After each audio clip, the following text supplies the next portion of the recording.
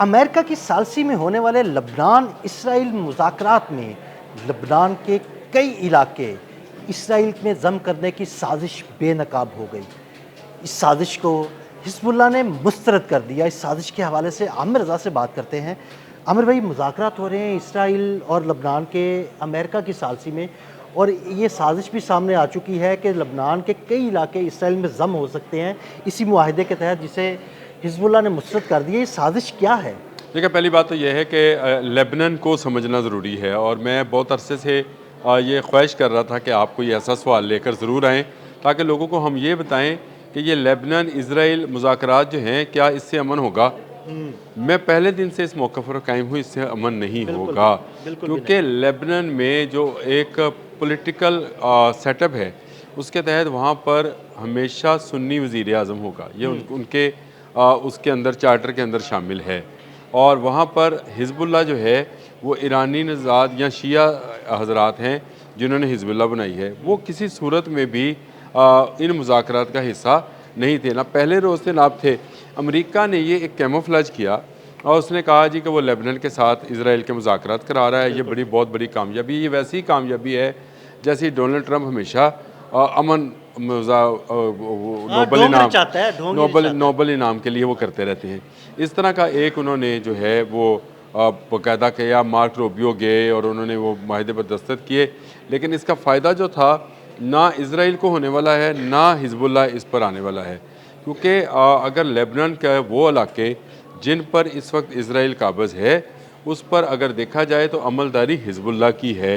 Hezbollah के साथ ये मुज़ाकरत कर नहीं रहे हैं, ये मुज़ाकरत करते हैं लेबनान गवर्नमेंट के साथ। लेबनान गवर्नमेंट बहुत ही कमज़ोर नहीफ़ है। हाँ जी। मैंने आपको जिस तरह से बताया कि वहाँ पे जो सेटअप है उसमें वज़ीर आज़म सुन्नी होगा, फिर उसमें कोई क्रिश्चियंस का हिस्सा है, फिर इसी तरह अहले तशय्युओं का हिस्सा है। इस तरह का एक सेटअप बनाकर एक गवर्नमेंट बनाई जाती है जिसको आप हंग पार्लियामेंट भी कह सकते हैं या इस तरह से कह सकते हैं कि सब चीज़ें हवा में हैं। लेकिन अगर वहाँ पर कोई असल में किसी की अमलदारी है तो वो हिज़्बुल्लाह है। हिज़्बुल्लाह किसी सूरत इसराइल को किसी इलाके में तस्लीम नहीं कर रहा है। बिल्कुल। इसराइल ने अब ये कहा है कि उसको हिज़्बुल्लाह से मुसलसल जो है ख़तरा है कि हिज़्बुल्लाह कहीं उसके इलाकों पर कब्ज़ा ना कर ले, इसलिए वो लेबनान में दाखिल हो रहा तो है। कब्ज़े तो वो कर रहा है। कब्ज़े वो कर रहा है, लेकिन हिज़्बुल्लाह ही उसको जवाब दे रहा है। लेबनान गवर्नमेंट का हिज़्बुल्लाह के साथ कोई लेना देना नहीं है, तो इसलिए वो जो अमन मुआहिदा मार्क रूबियो और ये इस्लाम गवर्नमेंट के दरमियान हुआ था, ये इससे हिज़्बुल्लाह ने बिल्कुल इनकार कर दिया है। नई जंग का आगाज़ कर दिया है और उन्होंने अपने इलाके खाली कराने इजरायली फ़ौज IDF से शुरू कर दिए हैं। यानी वहाँ पर अभी जंग ख़त्म नहीं हुई है, जिसका ईरान ने हमेशा कहा है कि अगर लेबनान पर हमला होगा, लेबनान से मुराद उनका वो इलाके हैं जहाँ पर हिज़्बुल्लाह मौजूद है, सही। जहाँ पर ये कब्ज़ा करना चाहते हैं, उन पर अगर हमला होगा, यानी ये तो बेरूत तक जाना चाह रहे थे। ये तो इसराइल के वज़ीर आज़म ने तो बेरूत पर कब्ज़े का ऐलान किया था। तो ईरान इस माहदे को ख़त्म समझे, ईरान अमेरिका माहदे को जंग बंदी को ख़त्म समझे, हम जंग का दोबारा आगाज़ कर देंगे। अब भी हिज़्बुल्लाह ने सरीहन इनकार कर दिया है उस और अमन आमिर माहदे भाई, को मानने से। हिज़्बुल्लाह का जो इनकार है, मेरा ख्याल है कि वो बिल्कुल ग्राउंड रियलिटीज़ को सामने रख के देखें तो बिल्कुल ठीक वो कह रहे हैं। देखिए, अगर लबनान के इलाके आप इसराइल में जम करने की साजिश करेंगे तो हिज़्बुल्लाह तो फिर रिटेलिएट करेगी। देखिए, ये सरहदी इलाके हैं। अब मैं एक मिसाल हिज़्बुल्लाह की बिल्कुल ठीक है कि इसराइल को चंद इलाके दे भी दिए जाएँ, तब इसराइल की सरहद वहाँ पे आ जाएगी जहाँ पर होगा, और उससे आगे जो इलाका होगा उसमें फिर वो हाँ जो जी। है मुज़ाहमत शुरू हो बिल्कुल। जाएगी। तो इसका मतलब ये है कि इसराइल इस जंग को जारी रखना चाहता है। लेबनान गवर्नमेंट के साथ मुआहदे को अमन मुआहदा समझना मेरा ख्याल है खाम ख्याली है, बेवकूफ़ी है। इसको अमन मुआहदा नहीं समझना चाहिए जब तक आप हिज़्बुल्लाह को इत्मीनान में नहीं लेते। ईरान इस सालिसी के अंदर शामिल नहीं होता। उस वक़्त तक आप अगर कहें कि यह अमन होगा तो ये नहीं होगा। दूसरी बात यह है कि नेतन्याहू अक्टूबर में इलेक्शन लड़ने जा रहा है।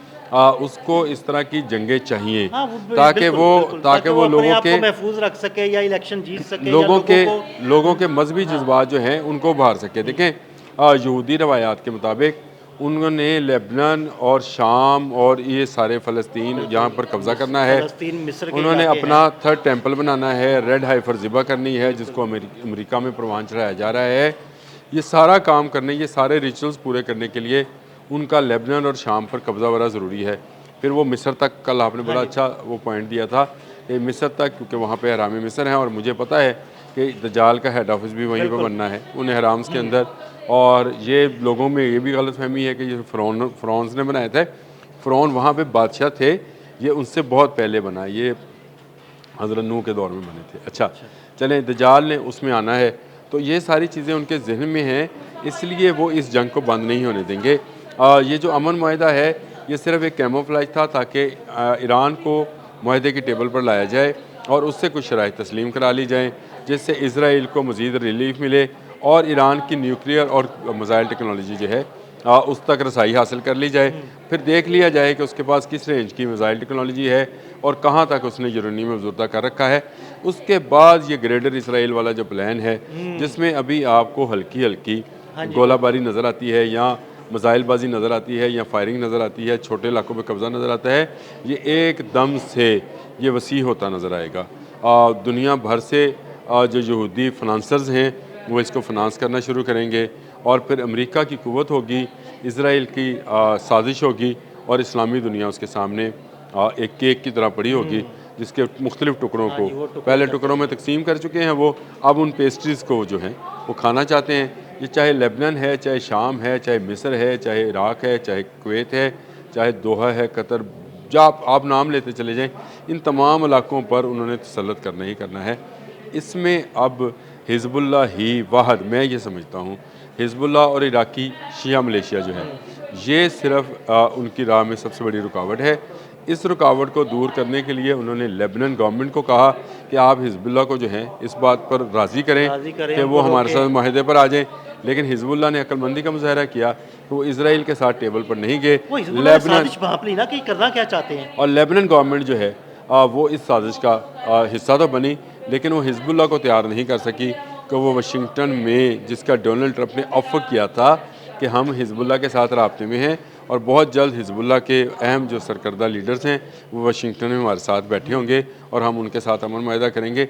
इस साजिश को हिज़्बुल्लाह ने, मैं ये समझता हूँ, नाकाम बनाया है और ये बहुत बड़ी बात है कि इस वक्त अगर पूरे मिडल ईस्ट के अंदर रेजिस्टेंस देखी जाए, मिडल ईस्ट के बाहर फ़ारस में तो ईरान है, लेकिन मिडल ईस्ट के अंदर चाहे इराक़ है, चाहे ये लेबनान है, चाहे शाम है, वहाँ पर मौजूद शिया मलेशिया हौज़ी बागीज़ हैं, ये सारे वो हैं जो कि ईरानी प्रॉक्सी में काम कर रहे हैं और यही असल में इसराइल को रोक रहे हैं। और मैंने कल भी ये बात की थी, आज दोबारा कर रहा हूँ, जब तक हम इसराइल को रोके रखेंगे ये इनका मसाया या दज्जाल जो है वो नहीं आएगा और इसको रोकना ज़रूरी है। इसके लिए सबको इसमें ना देखें कि सुन्नी है, कोई शिया है, क्या है, सबको इकट्ठे हो जाए, सब इकट्ठे हो जाएं, एक मुट्ठी की तरह बन जाएं, फिर आप देखिएगा कि ना अमेरिका रहेगा ना इसराइल जो है वो इतनी ज़रूरत करेगा। ये बहुत वक्त की ज़रूरत है, इस पर ज़रा गौर करने की ज़रूरत है। मैं तो सिर्फ, हम बयान कर सकते हैं, हम यहाँ खड़े हैं, लेकिन हम बयान करते रहेंगे कि असल में हक़ाइक़ हैं क्या। असल में हक़ाइक़ ये हैं कि हिज़्बुल्लाह ने जंग जारी रखने का ऐलान कर दिया। तो बहुत शुक्रिया आमिर भाई। आमिर भाई ने इस सारे मंसूबे के बारे में बड़ी तफसील के साथ आपको बताया। मज़ीद अपडेट्स के लिए हमें फॉलो करते रहें। अदील अहमद और आमिर रज़ा को इजाज़त दीजिएगा। अल्लाह हाफ़िज़।